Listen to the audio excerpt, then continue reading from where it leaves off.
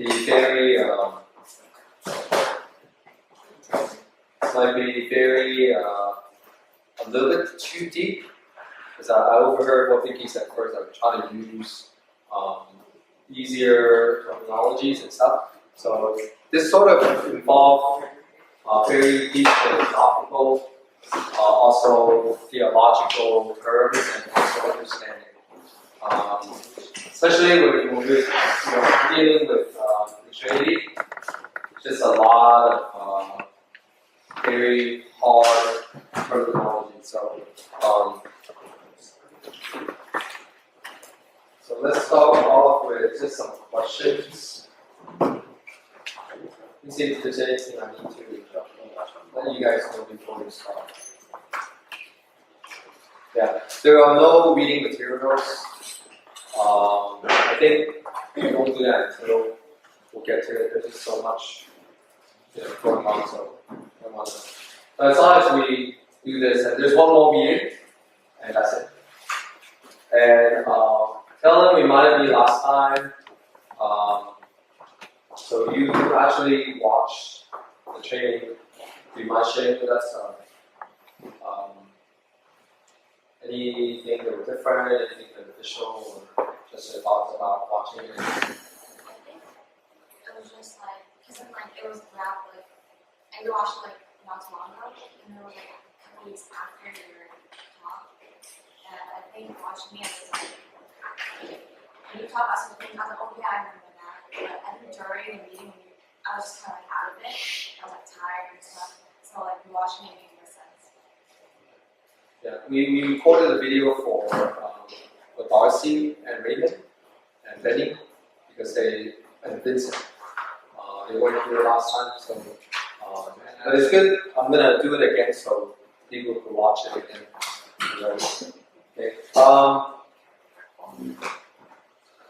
So in your groups, so just a couple reviews. You can look back into your notes from last time. That's a big question.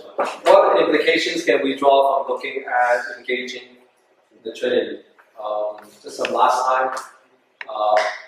What do you think? What implications can we draw? Like basically, how useful was it to understand? Looking at God from a Trinitarian perspective versus God, this God, it's a good God. If it works, remember what was that called again? Pragmatism, right? Things are pragmatic. It's only good if it works, right? Very philosophical, but again, that's a world view, right? It's a world value that people sort of embrace, which shape their behavior. So, this in your groups.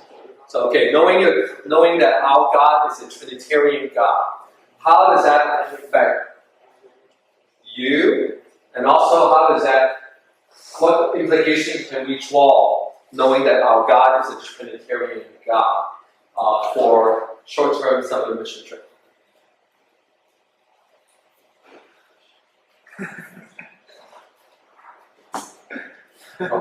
Start off with a bang. It may be said, I'm sure said, and fuck you, positive. Okay. Yeah, Like, I'm never going to room with this person. That's it. Just a boy. also actually. What about your experience with missing a roommate? I was in that here. This is fun. Anything that you thought wasn't good? No, the only time that I ever thought it was not good was, I think it was more about myself than I never think of it in terms of somebody else made my trip bad. I was You made my trip bad. I don't know, I'll say it, but I don't usually mean it. But it's more for me, it's myself. I always have to think that. I feel like the time I'm frustrated, it's not about someone else. It's always there's something else that I'm frustrated by, not the situation. Okay. Sean a couple times. Grace or Andy? Are there anything you thought was Daniel pretty pissed me off with her legislation. We don't have a name. were I don't know that. No, let's see. were there any like complaints that people come back or remember Mexico? What happened in Mexico? Like someone said didn't like it, it was like What? yes. One year we came back and then the feedback from the churches, like, churches Simone said that we had a bad influence on their kids. Like the way that our team came in, the way they dress, the way they play and hang out. And then afterwards they asked if we could like be more mindful of it for the next year. And then I think when she said that, that's when I realized like, oh shoot, we were actually more detrimental than positive in some ways.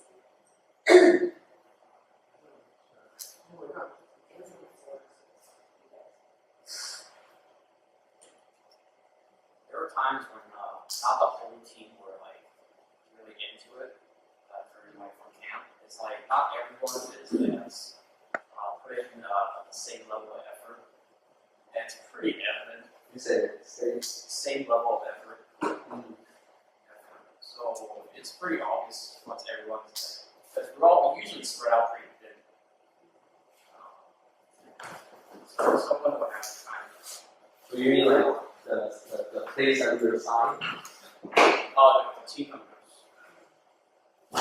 Or I think there's like part when you're trying to do something, but there are people on the team that are not putting in their effort. Okay. Yeah, I learned that too. Therefore, I was like, I don't think we should allow middle school to like maybe they're too young, especially if they're freshmen or sophomore. Well, there are times like I think I was pretty upset last year that we had a couple people start having unhealthy relationship with some people at the Hong Kong church, and everybody saw it. And then the other pastor came to me and said, "Can you tell them not to be too close to the person?" And I'm like, "Dude, how am I supposed to let them know? You guys are supposed to be hosting us. I can't say we're not going to hang out with you when you are the host, right?" So it's pretty sad. Like this morning, I read the news. This guy who's been in Guam, missionary priest, 160 women and men. It's a Boy Scout.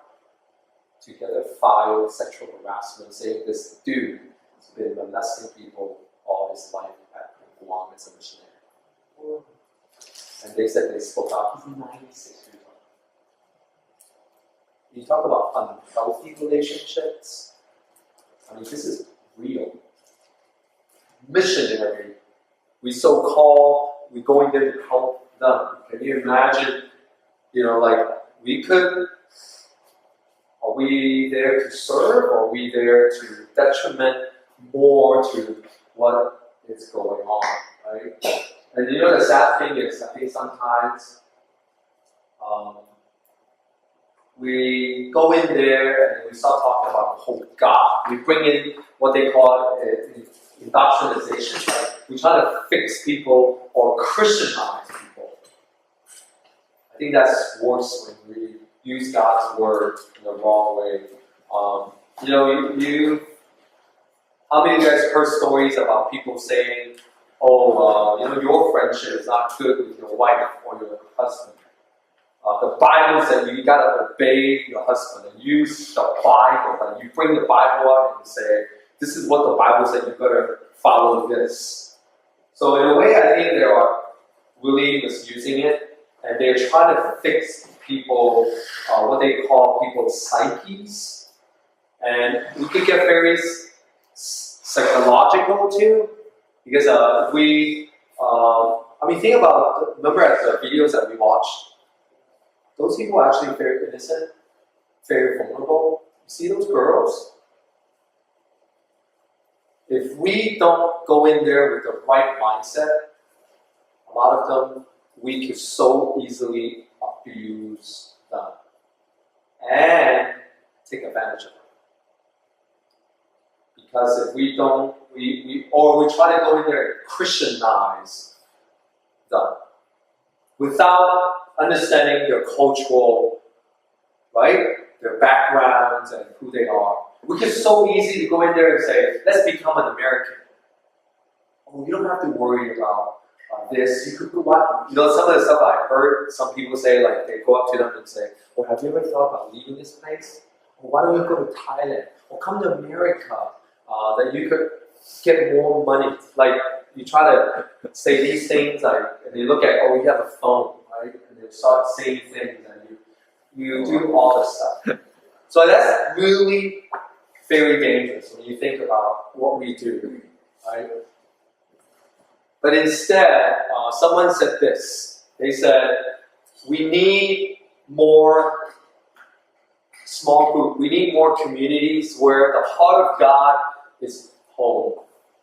Where the humble learn to shepherd those on the path behind them. Where trusting strugglers lock arms with others as together they journey on. And that's very well said. I did not phrase it. I found it. And I think that's what we need to have a growing community where we could accept and put God first and humble. And really shepherd them. We really struggle, we're not perfect, and we lock arms with them. I mean, can we even do it with this group? Can you even look at each other right now? You know, I'm a lot older, Miss Helen's a lot older, right? Are you willing, like Sandy, are willing to pour yourself out, lock arms with another? Let's say she's drowning, fell off the boat. I don't know how to swim. Yeah, so are we going to be like, oh, I don't know if I could, right? You're not drowning, you're not walking. Are you a driving? You got it. I think it'll break my legs. Will you be willing to stand by each other, let's say quad captured by cannibals? Ricky save me. Will you be like, me? Yeah, I got you're right. So, I don't want to be involved. we're getting to a lot of relational, you know, we could talk so much. And it gets deeper because we're going to talk about, really, if you really want to know relationship, you got to first look at yourself. And I realize that that's where Trinity comes in. It's deep, but again, it's the worldview, it's the values that we hold that shape. So I'm looking at us. If I could just do 10 steps to become a good short-term mission trip 2018.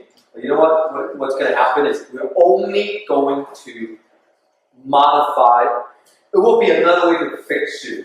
No one wants to get deep in the deeper things. But if we want long-lasting, unsuperficial thing that our lives will be changed and be transformed, it must be something deep and long and boring. Like this. But if you really look at relationship, you got to look at what they call the personhood. And if you look online, personhood relates most to babies. They said personhood for all, no matter how small. Okay, so the personhood,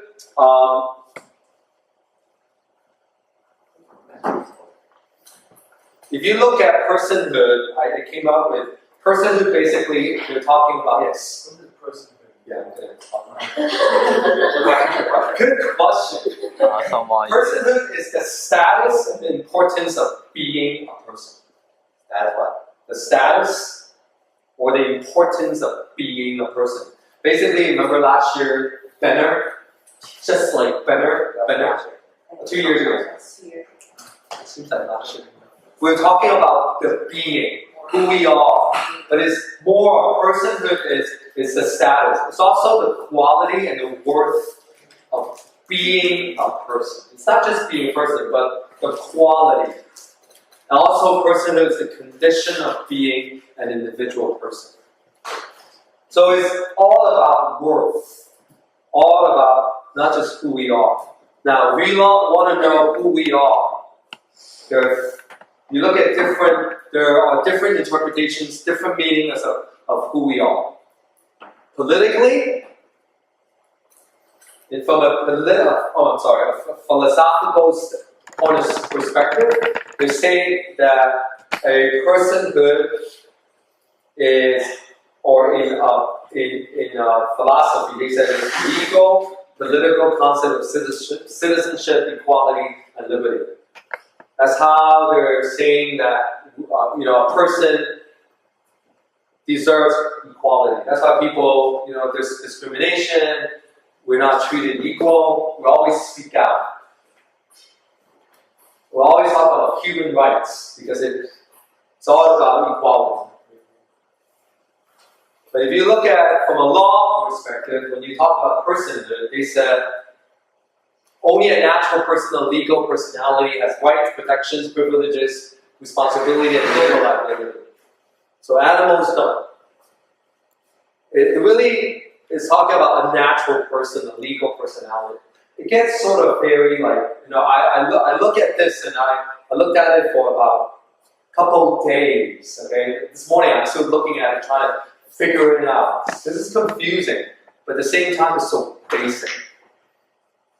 But then if you look carefully from a biblical perspective, very interesting.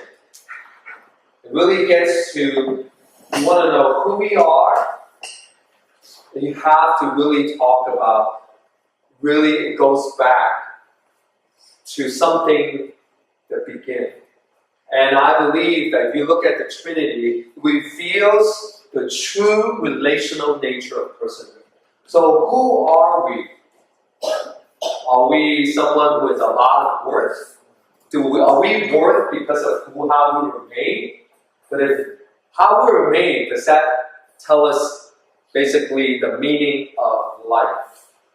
But I don't know about you, but I realize that if you look at the Father, the way the Father treats the Son treats the Father, the Holy Spirit, you find everything necessary for a perfect relational personhood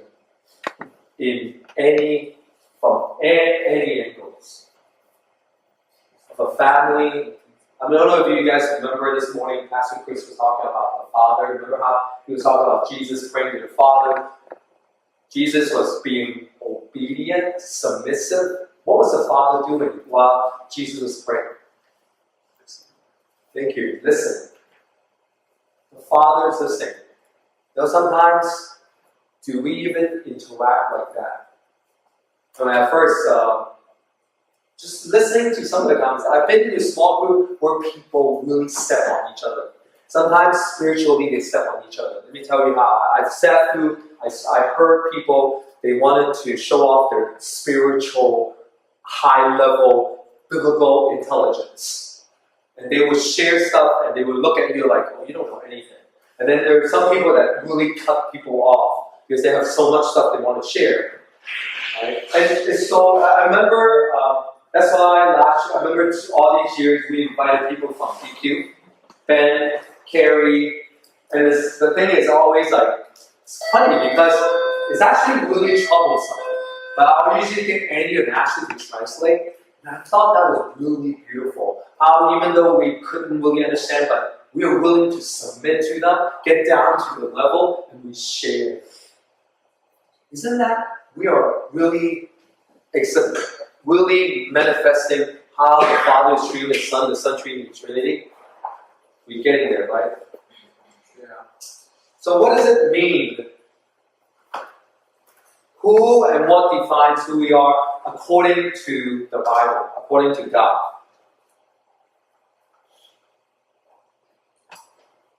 Two things.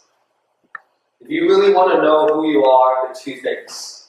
They're saying someone actually said this. They're saying that who we are is created, we are actually created for relationship. If you look at the Father, the Son, and the Holy Spirit. Because the thing about it, remember how we were made? We were created in the image of God, right? And what is the image of God? The image of God is the Father, the Son, and the Holy Spirit. We'll look into it. But they're saying that they said this: we are separated selves with individual centers of consciousness. Consciousness. Number 2, we are individual substance of a rational nature. Yes, this is very mind, like what is going on here? But if you read carefully, we are separate people with individual minds. But then we are individual people with a rational nature. So we are individual, but at the same time we are separate. That's why maybe, remember at first I talked about unhealthy relationship?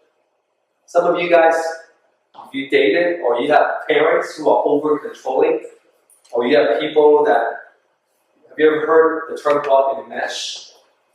Like really unhealthily close. Like they check on you nonstop. And then there are people that are parents that are totally neglectful. They leave you, they never call you, like do whatever you want, but they never. So the whole thing about it is sort of like this. But both of these are who we are. We are separate, but then we are together. But isn't that the same if you look at the Trinity? And some people said, who are we? If you just look at self as this, we are just individual. We're all separate. Right? They're saying that it's all about yourself. Is it all about ourselves? If it's who we are has everything to do with yourself and self-sufficiency, then you leave nothing.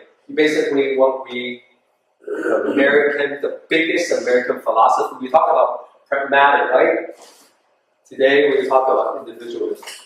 This is where individualism comes about. It's all about me. I went to Brandon's graduation. One of the valedictorian, I think, delivered a message. He was talking about so hard to be an individual. But in a way, especially America, is like, space. In Miramar, we're going to be sleeping, we're going to wake up and look at each other. We're going to see actually Vicky's not going. Right? We're going to see people like, I want my space. That's why we like it when we have for me, I'm here, I started picking up at 6:30 this morning.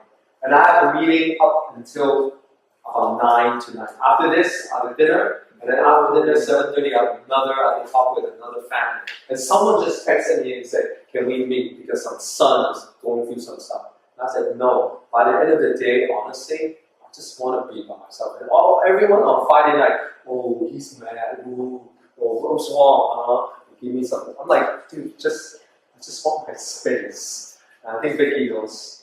Actually, sometimes.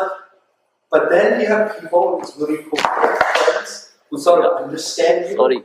But they're there. You don't have to actually tame them. I hate entertaining people. But they can just be there. You don't have to say much. But they take care of each other. You have friends like that? You have kids like that? Or you always have to are you okay? Are you, it's just very interesting. But individualism is all about yourself. You think about yourself. You meet yourself. And it's going to be tough. Can you imagine we treat each other? But so instead of an individual self, your own, what if we have a personhood? We have the worth that is based on the triune God. Who we are, not just you, but your future relationship, and your future family, your future work, your future church. If everybody practiced a personhood that's based not on individualism, but based on Trinity,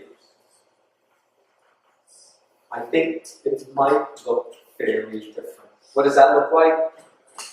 It's the Father, the Son, the Holy Spirit. If you look at the God whom we are created, the Father, Son, Holy Spirit, you look at them in the Bible, they are all three very distinctive. And they are defined by virtue of their relationship with one one another. You never define the Father just like the Father. You always define the Father in relationship by virtue of the Son and the Holy Spirit. When you look at the Holy Spirit, how many of you guys seen The Shack, the movie? Remember, they're always together. They always talk about each other. You know this group, any family, any relationship, like when I first got married, it was really hard for me. It was always me before. Because I was single for a long time. It was hard when I get married. I have to think like, oh, I do need to go home. I do need to think of Jen when I actually plan my vacation. She was like, hello? You might want to... Because when I used to before, I was like, we were going on vacation, I was like, can we bring people? And she's like, sometimes can we not? Right? It's funny. I think some of you guys don't know this. Even my honeymoon, I was half me and Jen. And we were like, let's have some friends over. Half of our honeymoon, we invited 4 people. And you know the funny thing is, she understood. And she enjoys it too. Like, she thinks of me when she's like going, and then she said, Sunday, do your thing, and I will come home at 6, 7. She's, oh, do your thing.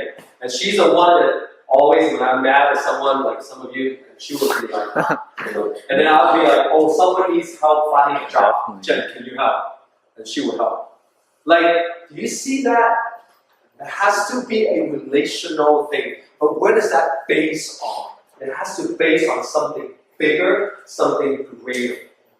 And that is how you look at the Father and the Son. It's like looking at the mirror and looking and following it. And that's how all relationships should be.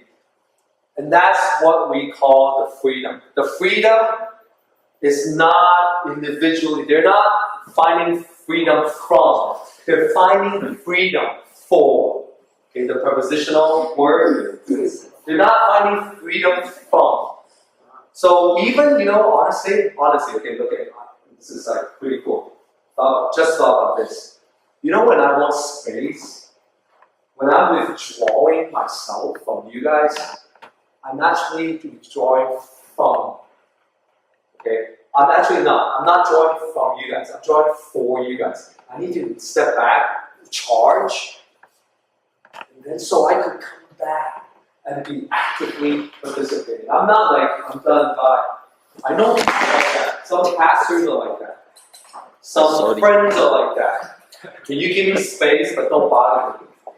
But then, you recharging, you want freedom so you could gain strength back. That's pretty darn mysterious and amazing. I think the Trinitarian person is the key to understand the Emmanuel Day, whatever you call it. Imago Day. Imago Day is actually you could do a dissertation, a PhD degree on it. I'm doing Missio Day, which is the mission of God. But this one is the image of God. There's so much about the image of God. That's knowing the Trinity, being very strong in knowing who God is in your life. And some of you guys think you know who God is, you don't. God is not just a God that will meet your needs when you pray. So much about God, about the Father, Son, and Holy Spirit. So much. Then you will understand the image of who God is, which is how we are created. Remember, look at Genesis. It says, let us make humankind in our image according to our likeness. Now, this is in Genesis. Can you tell me why? This is God saying, let us. Who's us? How come it didn't say, let me? God is saying this. Why is God saying, let us? This is Genesis. How is there Jesus? Jesus wasn't born. Where was Jesus? Genesis said, let us. You see this? And our. You guys see that? Jesus, Holy Spirit, and the Father, they existed before creation.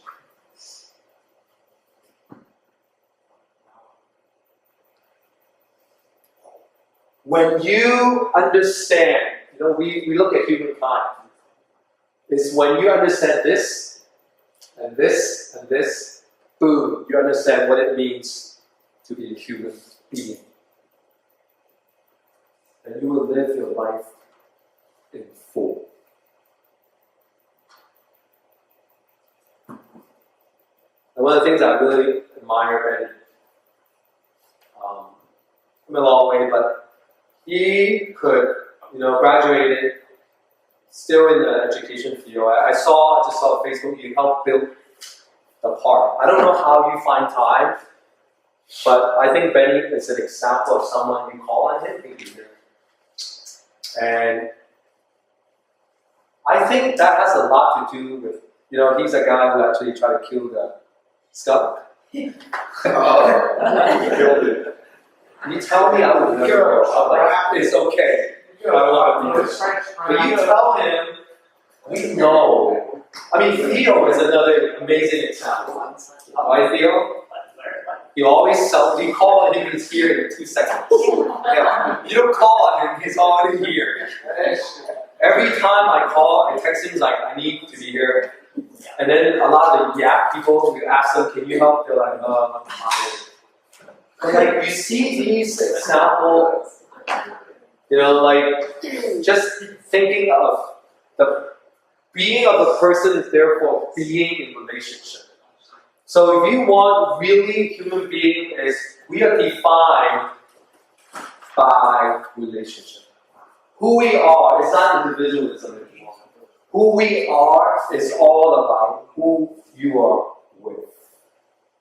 So those people who say, I could live by myself, I'm going to have a happy life with myself, they will never have happy life because they're not being truly human.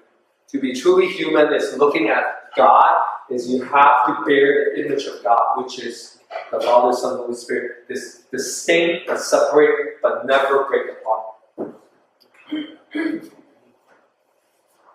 And I said this before, we are from others, by others, toward others, for others. If we do this the entire mission trip, if a school runs like this, if church, I wish our church, not everybody is there yet. But I want to open up a school that would be like this. I already have the name. Right? Well, before I suggested it, it wasn't my school. But one day maybe I'll do a home school, whatever. But a business, a non-profit, a school, if they exemplify the Trinity, we're always going to be from others, by others, toward others, for others. So what are the qualities? What are the essential qualities? If you look at the Trinity, these are the 4 things, and it's in front of you. The 4 areas that I think that are the characteristics that define a healthy interpersonal relationship. And you get to look into them. Okay? So let's do this quickly. And it's all over the book of John. And I'm sure you guys did the devotion. It's a lot. The triune relationship are utterly unique divine relationship. They are the original relationship in the world. So, can you guys see? I don't think so.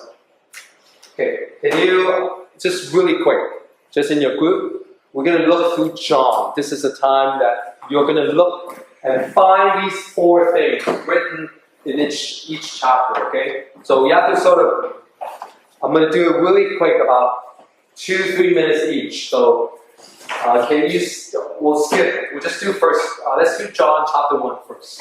Can you see if you can find from these verses, equality between Father, Son, and Holy Spirit? Do you see submission between the Father, Son, and Holy Spirit? Can anybody tell me what's mutual deference? You defer. Yes, Vincent is. Mutual is like, I know what mutual means. The first is deferring with responsibility. Like you trust the other person, you totally let go and trust. But it has to be both ways. Like, for example, I asked Quad to hold on to the battery. I trust him it won't fall on the ground. So it's a responsibility given, but it's both ways. But it's not all about the lean part. And can you find that intimate, joyful intimacy between the Father, Son, and Holy Spirit? Okay, let's do it quickly. Okay, so assign each person one verse and share. Do you see it? Are you ready for this? Yes. So on top, the first one you could do John 1. Okay, just write John 1.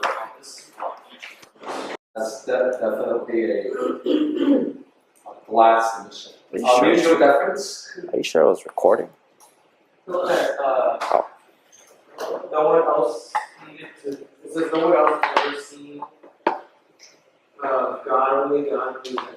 So it's God doesn't need to be there for like, not he himself needs to be there. You trust Jesus with what Jesus is doing. That's really cool. That's really cool. Do you guys hear that?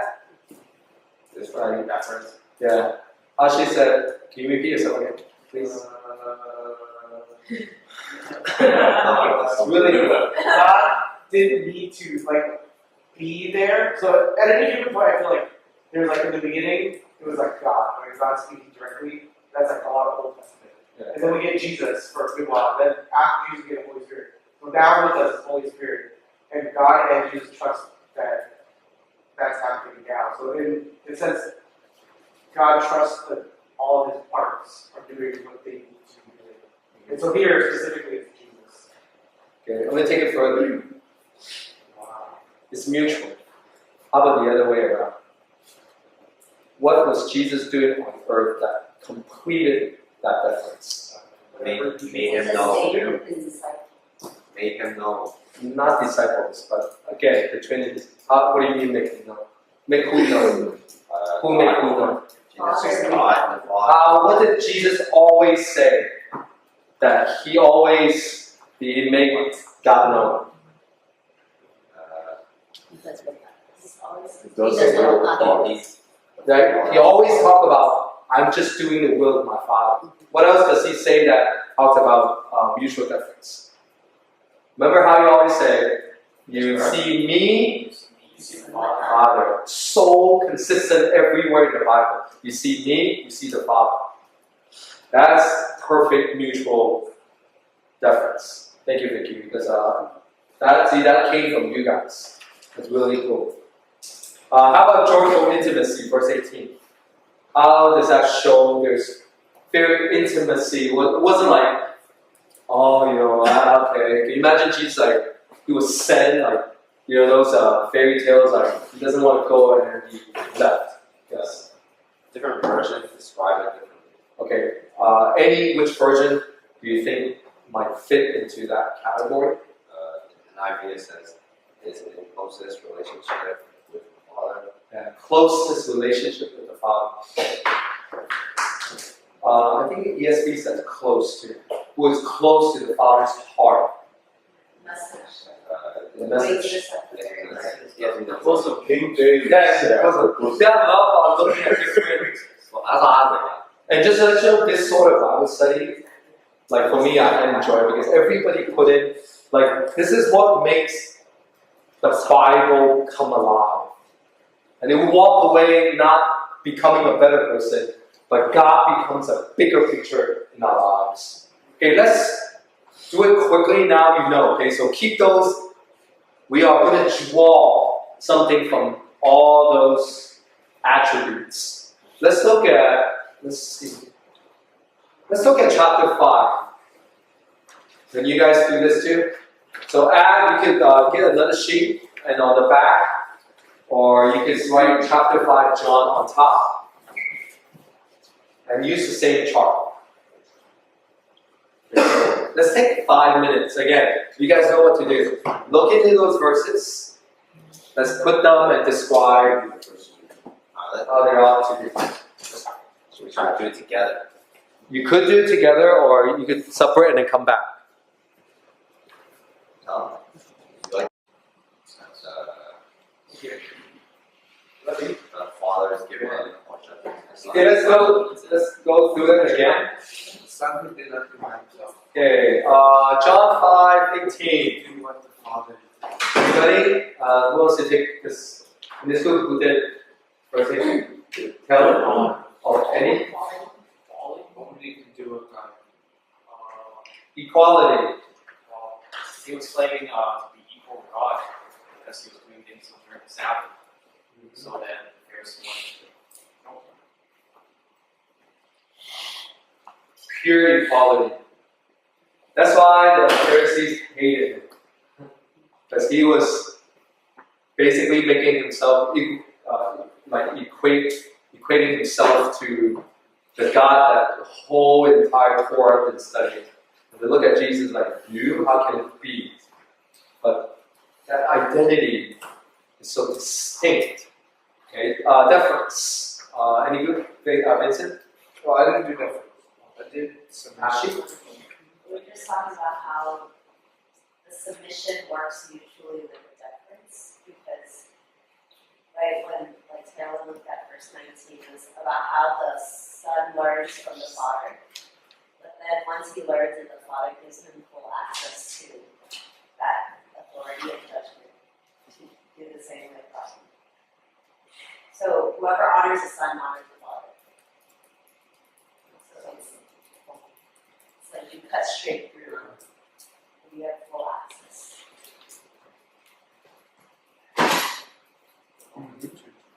Okay. Anything to add? It also says the Father judges no one, but has given all judgment to the Son. Can you expand on that?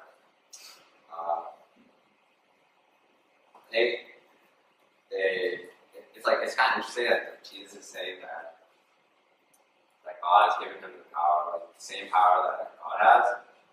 Because I think everyone there understands the power that God has, but not so much like they respect Jesus.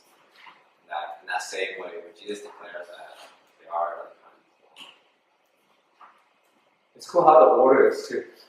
He's not just demanding people to look at him. He was first. He makes sure that they understand who he is, which is he's equivalent to God. Right? Joyful intimacy. Sandy, how about your group? Anything about joyful? Basically, I think the highlight is in the phrase, for the Father loved the Son and showed him all that he himself was doing. So it's more about that intimacy comes when out of God's love for the Son. Otherwise, we can tell him what's going on.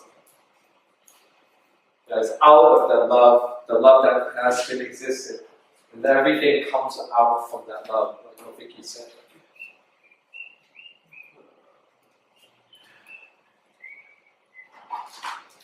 Let's do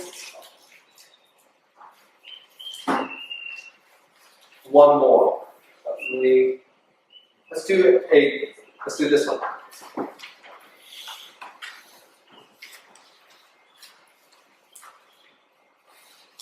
Chapter 8. John chapter 8.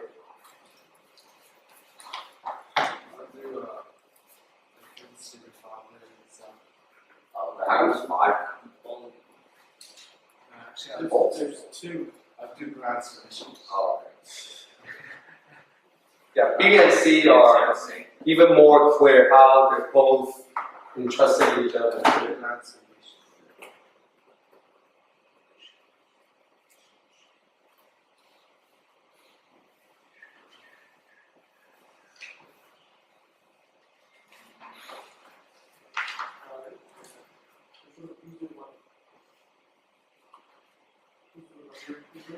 God's submission. give me one.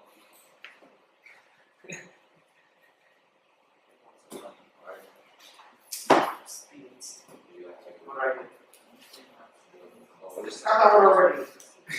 Who cares? Just keep going. Just keep telling them by doing quality.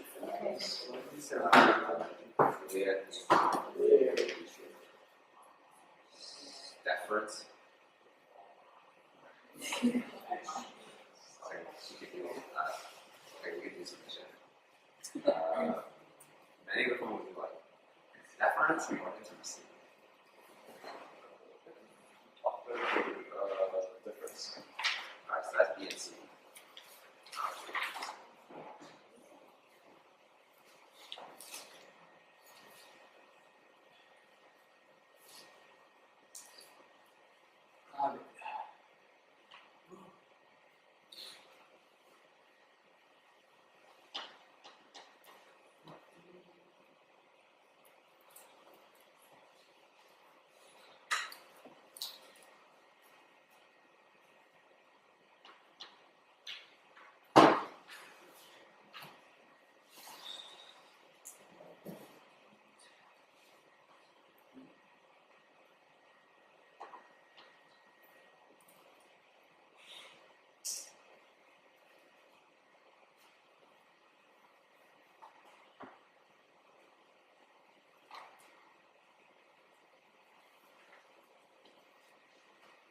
Alright.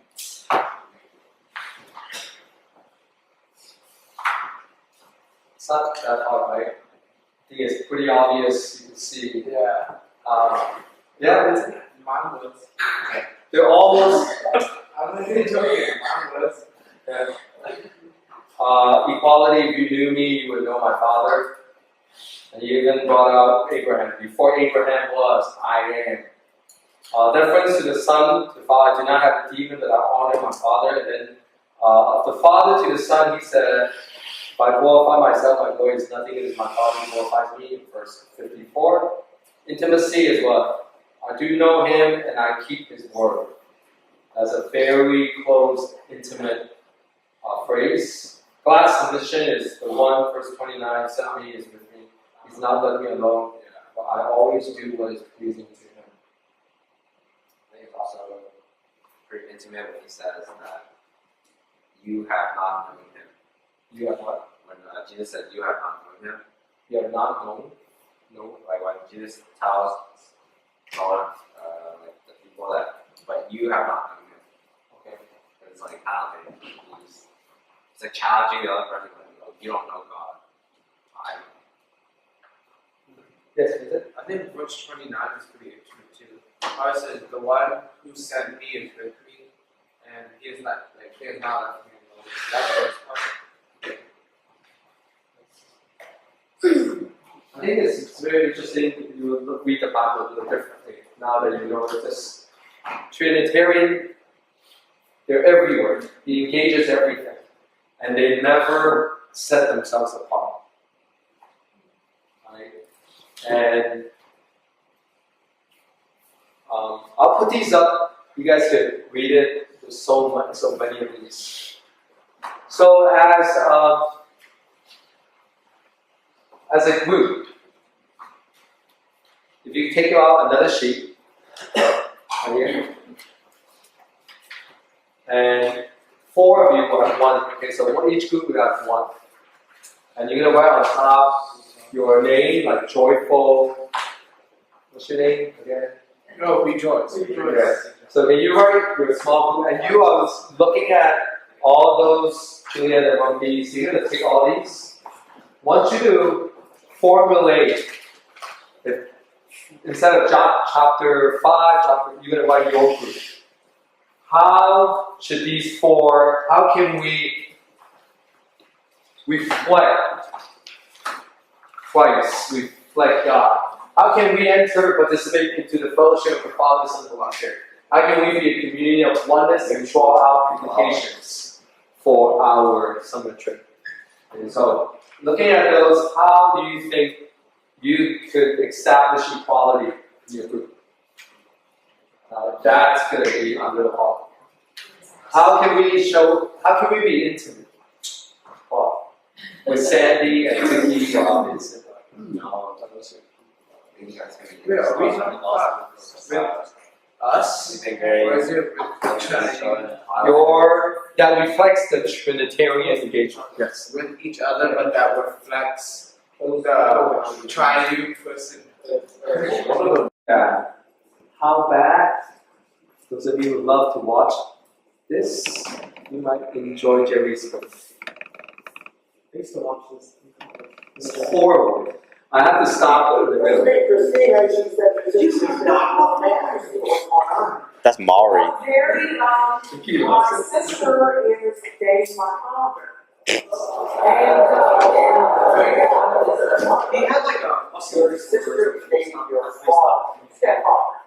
Stepfather. He knows it. Yeah. Well, get your That's against the law of Leviticus.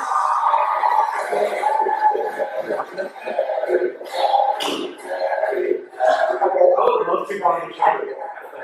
Well, actually a long time ago, my sister was married and we were born.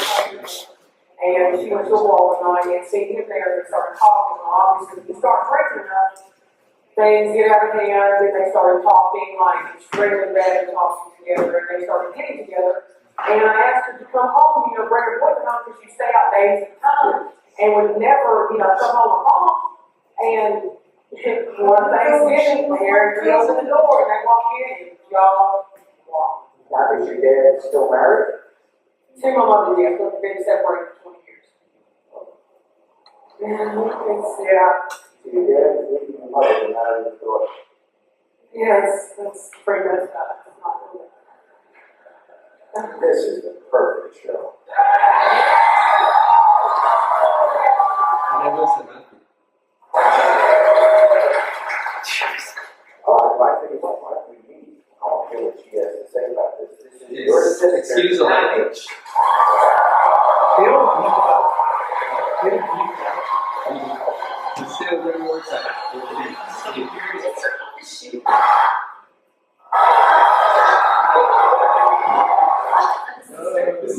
we became actually very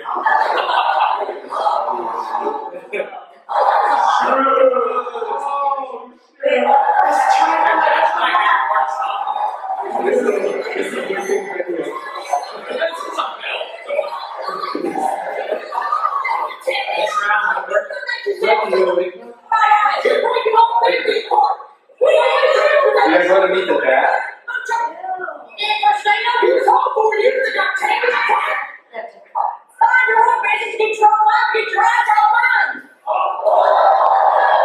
Here is your dad. Hey, you're the only one.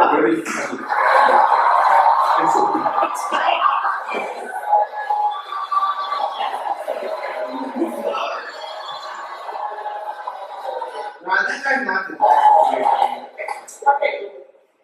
I'm disgusted. I absolutely nasty cake. You don't know anything about what's that. That's it, don't matter. You're still married to my mother. Alright, so I think this functionality comes with, I think the two things. It's basically, remember at first I talked about too close and then too far. I think really too dysfunctional, I think most unhealthy relationships are the following two things. Number one is unhealthy embrace, which is you find security in an overemphasis on relationship. Like you're overly embracing each other, enmeshed relationship, family.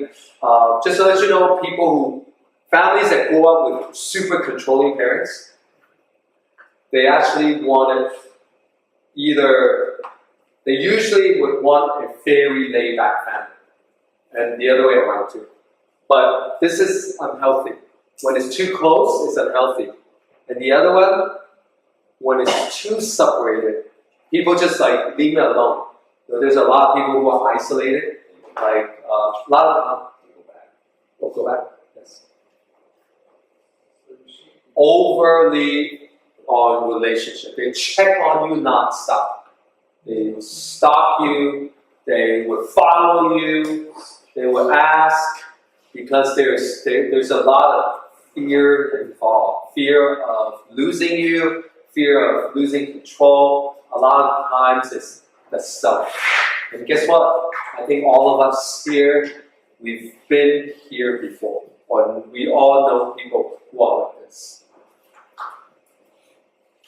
Unhealthy exclusion is you find security in separation. So you actually want to withdraw yourself. You blame yourself. Okay, so you have both. One is unhealthy embrace, one is unhealthy exclusion. Both are driven by fear. Fear is driving these people toward preoccupation with attachment. That's what they call attachment. They always have to attach with something. There's a very dysfunctional sense of like you have to always hold on to something, what they call defensive dependence, and then avoidance of attachment. So it's either you are very attached or you want to avoid any type of attachment because you've been hurt, you've been lied to, you've been abused. Can you imagine people who are like, I don't want to date anymore, or I don't want to have a relationship anymore, or I don't want to deal with people anymore. I want to be by myself. So these are unhealthy. And that's when we need to look into the Trinity, look into relationship, and how all the more these, we look at Christ. Let's skip the video. This is a video about this girl with special needs got bullied. So when someone is being bullied over and over, do you think this person is most likely drawn to embrace or exclusion? Exclusion, yes. So I'm not going to play the video. You can watch it online. But I wanted to close with this, a spiritual wholeness. And I found this actually this morning. So I was wrapping up. And it was just so strong in the video about how this person, in her brokenness, how did she get through all the emotional turmoil?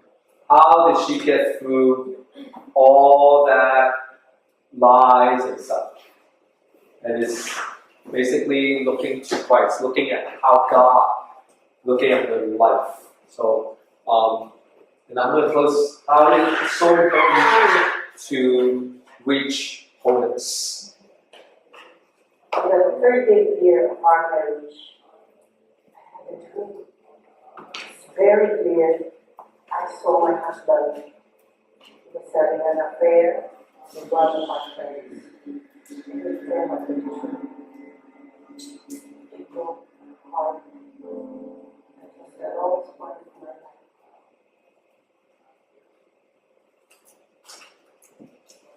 It was the lowest point of my life. Day after day, I carry a heavy burden. I have 2 children to take care of. It's very difficult. But through the word of God, through my purpose prayers, God gave me grace. Day after day, just the most difficult time in my life. I saw the help of a Christian female counselor. She was there to guide me and protect the way. I was able to leave my husband. It's not an easy path for what to do. I chose that because I know because of the prayers of our friends, family, and I was able to heal the relationship got stronger after that first time. 3 years later, I found out my husband cheated on me. And God protected her. I got on to him and asked him about the later found out about the scandal. They believed that the family it betrayed trust. I had because that's the end of it. The Lord reminded me from His word that I had forgiven my husband, and that's just one.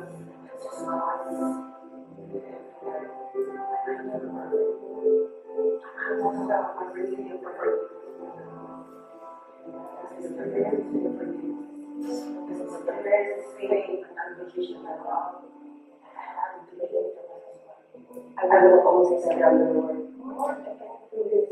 But God changed my heart so hard of gentleness, full of love for everyone. I was able to love him. That's what the significance of being to the rich and giving my husband the children. And that's what I do. Allah is the child of our life. For the months, the right waiting, and I look at us from there for our 20 years of marriage. able to see rewards, something high, are no choices serving the Lord, and everyone for God is giving. And somebody that I'm giving. And then see the time. To the three more families, to the three more people, closer to the inside school, for those people out there who are undergoing because of times in their marriages. There's still people, fix your eyes to Jesus. He is the ultimate healer. He healed it, and every people who come before you will be healed if you trust Him. My name is Emma Batista, and this is God's story in your life.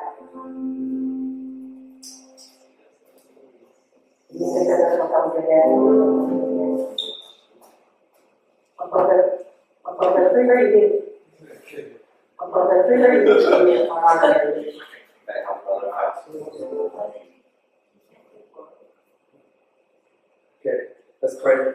Father God, we are thankful that you've shown yourself through Christ, and because of Christ, we know who the Father, the God, the Creator is. And through the Holy Spirit right now, our hearts are being touched, even though that we might be tired and weary and worryful, but Lord, we are thankful that the Holy Spirit is always in our hearts. Thank you for showing us who you are through the Father, the Son, and the Holy Spirit. Help us to look to you more, especially in times of trouble, maybe at school, at work. When we're driving and walking, Lord, we think of you. Only from you that we could draw the strength that we'll be able to last another day, another year in this life. Lord, we long to see you in eternity. We know that we will go to heaven one day. We're just really happy that we get to serve you through this mission trip. And you put us all as a team this year, this summer. We're really excited. It's only about 2 months away. Help us, Lord, to prepare our hearts. In Jesus' name we pray. Amen. Alright. Those of you who requested scholarship, if you could either, we just want to confirm, I think Mickey can, will text you the amount.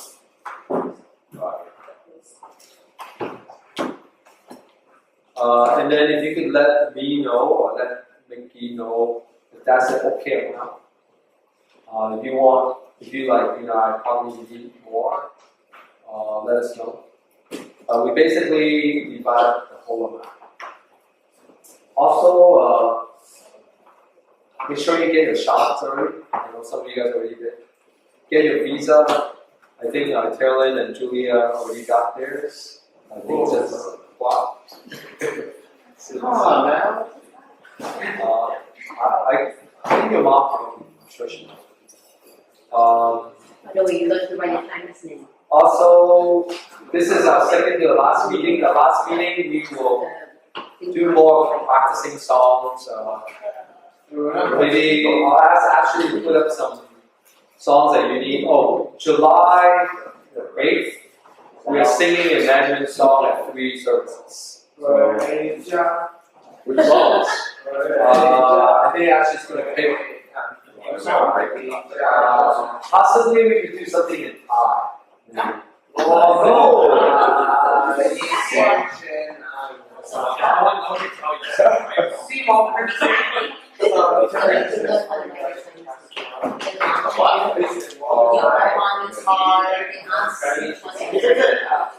Make sure you know your Chinese name. Yeah, you have to write it. Yeah, you have to learn how to write your Chinese name. Is that a medical? Is it medical? No, it's translation.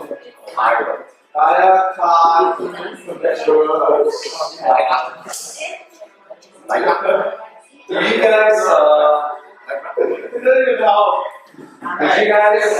get to So yeah, please, your cookbooks. Make sure you give me the money. What if we already bought it for Oh, if you bought 4, that's good because all the money basically goes to mission. Yeah. So 2 or more, that's mandatory. But you have to turn in the money by the end of this month, May. Your newsletter, I'll give you an extension for 1 week. Okay, so those of you who didn't do it yet, please. But the new one is 2. The 1 day one is already out. finish this month because we didn't know this. Our basic newsletter has not been scheduled for doing. Nobody made it until today. That's the only thing that. But some people are really so turn that down. But again, you use your newsletter to send it out to your career partners and support. Is anyone going to sell more t-shirts? If not, I'm just going to order them. I'm not going to wait because if no one's going to sell it. Should I give you a number for next week? Yes. Wait, when are you going I had a client today, so we'll get in 2 weeks. But yeah, my question is, are you guys going to sell more? If you guys sell more, I'll give you 1 more week. Yeah, I want. Okay, so all you do is, see, the thing is, I don't want to do it. I could do it. I know you guys are not going to do it. Is you have to make your own flyer, send it to your friends. Just cut and paste, screenshot your cookbook flyer and also the T-shirt, and then like 25. And again, your free $10 from the T-shirt goes to your plane ticket to Thailand. This one doesn't have the most important word. Where's the restroom? It is there. Yeah. It's on the page. No, this is the restroom everywhere. I can hear you now. How do you not go to open?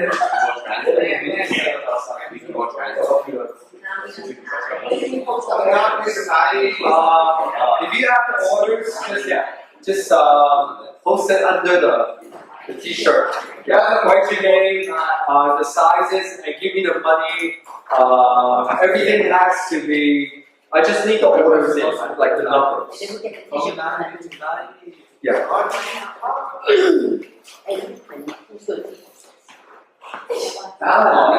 Google Translate. I don't think. You need help in, if you see Brian, he cleaned the whole kitchen up by himself because Jordan had to go and Lisa had to go. So there's still stuff we need to do. So I need a couple of you guys finish off the kitchen. And I think they're cooking for Mandarin. There's a meeting. And then if someone will help Vincent, we need to set up the novels.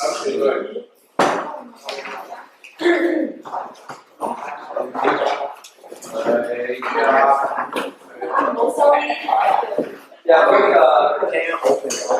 Oh, the table The table and the chair. and the chairs.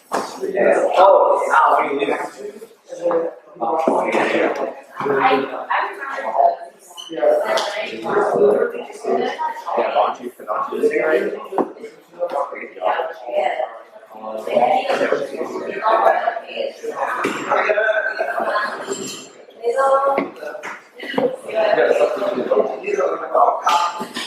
I remember